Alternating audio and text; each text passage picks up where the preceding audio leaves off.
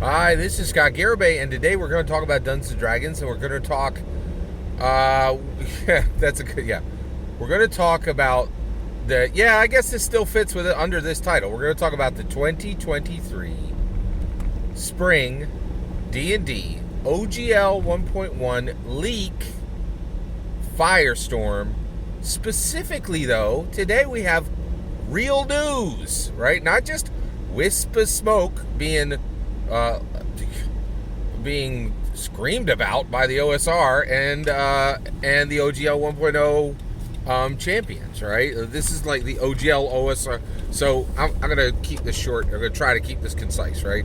I think the people who are opposed to Hasbro and all this are essentially the OGL 1.0 OGL 1.0 creators and the OSR. And I'm going to say OGL OSR.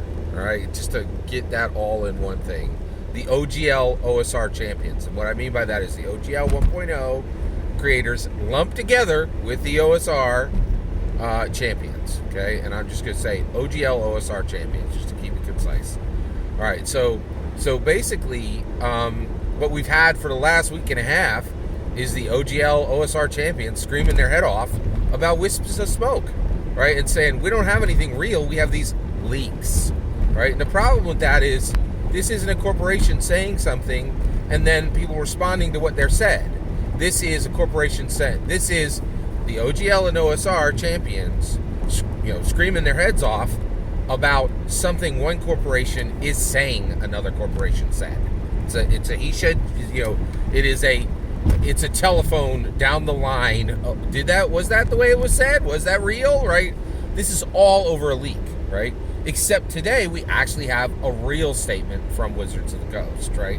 And specifically from Hasbro, right? So, and by the way, I'm just cutting to the chase too there, and I'm saying Hasbro, because Hasbro is the real owner of Dungeons & Dragons.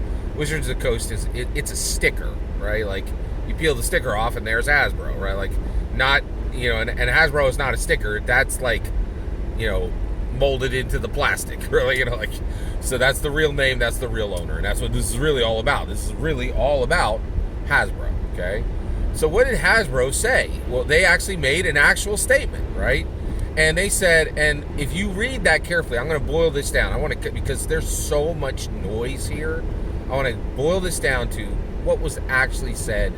What are we actually dealing with? So let's get into it. Here's what actually was said. Here's what actually matters, okay? So basically, it's three things, right? So Hasbro is saying, hey, we are changing the OGL, okay?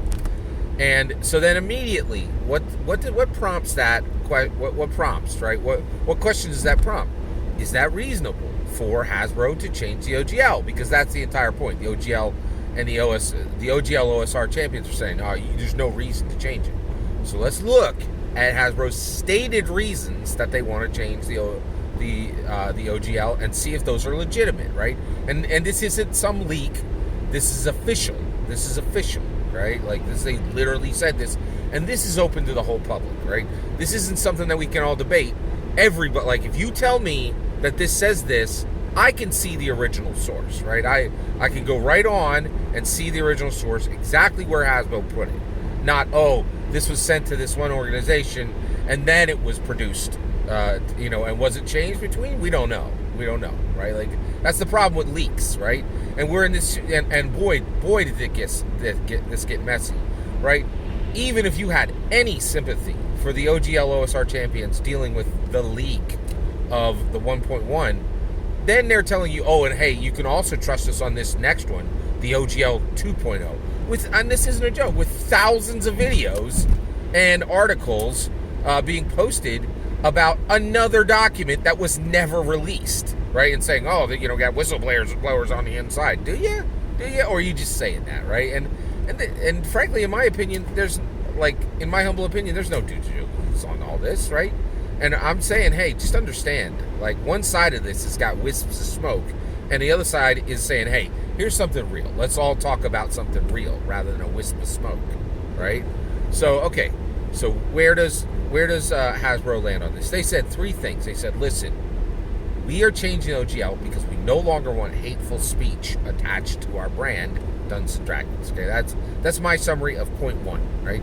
Is that a legitimate statement? Absolutely. Right? Nobody needs to wonder if they're being honest there. Right? We already have the receipts from the last year. There's been multiple actual mainstream news media saying, "Hey, Wizards of the Coast is literally in legal actions against this other company." And here's some really horrific, terrible material, that this other group has been posting that no legitimate company would want attached to their brand, right? And everybody's like, "Yeah, that's pretty bad," right? And then in addition to that, Drive-Thru RPG is like, "Hey, we're taking this down. This is not appropriate for anybody," right? And so, no company that is actually defending the brands that they own today is going to allow this type of speech be attached to their brand, right? So this is very real. And Hasbro doesn't need to have this receipts. The mainstream media is actually producing these receipts, right? And saying, yes, there's actually legal activity around this. Drive-Thru RPG is removing material, right? And these are actually, verifiable. And you don't even need to look at an article or a post. Like, you could see the trend. This was covered in mass, right, over the last year alone, right? And so that seems a very, like, saying, "Hey, we don't want hateful speech attached to D&D." That's very legitimate. There's really sound proof that happened, right? And that is a very, very reasonable. That's actually, it's not even reasonable. That's expected. Okay, if you have a multi-billion-dollar valuable brand, right? The court demands you defend it, right? Like, and say, and they're like, if you guys don't be active and defend this, we will give it to your squatters, right? Like that's how the law works in America, right? So that's very reasonable. Okay, what was the next? They had made 3 points. Okay, the next one was NFTs. I'm just gonna, I'm gonna say great NFT millionaires. That it's my acronym, my mnemonic to get all the way through this. I've already talked about the first one. Let's talk about NFTs. They said, "Hey, we are clarifying the OGL because we don't want stuff created in any product type." Right? And you're like, "Well, wait, why couldn't people put it out in different product types?" Right? And then they're like, "Hey, we meant you could create an adventure. We really meant you could create an adventure under the OGL, right? We didn't mean you could create 16 million NFTs, right? That is extremely reasonable, right? Because, I'm not even going to put my opinion in on NFTs, right? But pretty much this last year, the whole world was like, we hate NFTs, right? And so it was very reasonable for them to say, no. We ain't letting somebody use some kind of app and spawn out literally a million NFTs, with Minsk's, with D&D skeleton on it, and then attach all the hatred that exists for NFTs to D&D. Very reasonable, very real, right? Like, and also this NFT thing, this is strong proof that anybody out there giving you forever promises is promising you unicorn tears and rainbows. This is not real. I think this is one of the things that, like, I think we all, like, and you know what? The Constitution, that's rainbows and unicorn tears. And the difference is people have literally died for it, right? Like, died for it, right? Like, and the reality is in America, there's no need for anyone, this is art, right? And we should not be attaching the same level of relevance to this art as we are to the Constitution, right? That makes sense when you defend that with your life, okay? But like this, this doesn't reach that level of importance, right? And so the reality, I'll tell you right now, the only forever promise I believe in is the Constitution, and I only believe that because I think the American people are more than willing enough to die for it, right? What are these forever promises being based on for game licenses? Like, it's not the same, right? Nobody should be attaching that much intensity and that much being that adamant about game licenses. This is absurd, right? Like, and so next is product type. Because of NFTs alone, that seems extremely reasonable, and it also is very reasonable that no one was thinking about NFTs. Nobody even had a concept in their head about NFTs in the early Ryan Dancy wasn't thinking about NFTs, right? And that's very legitimate. That is a real need for the brand to be defended against, okay? That's very real, right? So you have the NFT, the product type thing. And then the last one is no millionaires, right? And they were like, hey, we put this out for hot dog stands, right? This was always intended for plunkers, right? To let somebody say, hey, I can put out an adventure too, right? This was not meant to mint 20 to 100 different millionaire, multi-million-dollar companies to compete directly against us. That is more than reasonable. More than reasonable. All right, that is a very reasonable request, right? It's saying, and you know how I know that's a reasonable request? Everybody said the same thing on Kickstarter, right? They were like, nah, man, Reaper Bones, are you kidding me?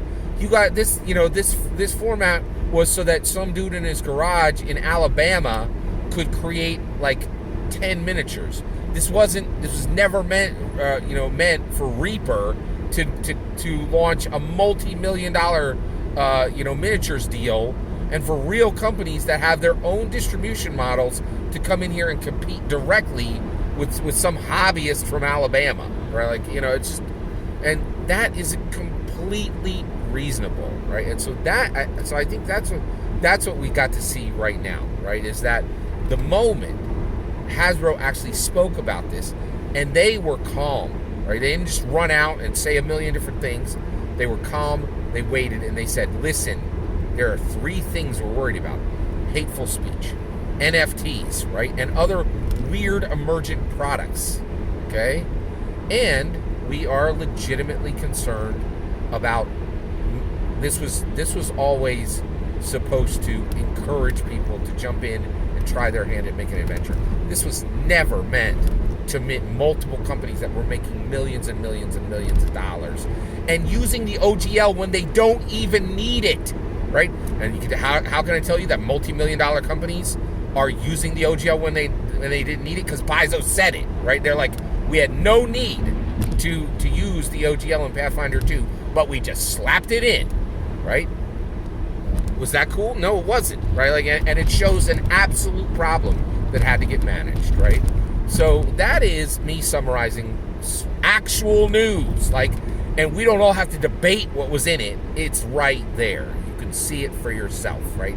This isn't wisps of smoke being fanned into the sky by a million OGL OSR champions, and then them continuing to produce more wisps of smoke, the OGL 2.0, right? Again, let's all discuss this thing that never was released, right? So that is my summary. I think if you look at it and you're being fair, right, which right now I don't think the OGL and the OSR champions are being fair, you could see that specifically Hasbro is being more than fair and more than reasonable. That's my humble opinion. I'm eager to hear your humble opinion when you get in the comments and you send your traffic, okay? Please consider subscribing, and have a wonderful millennium.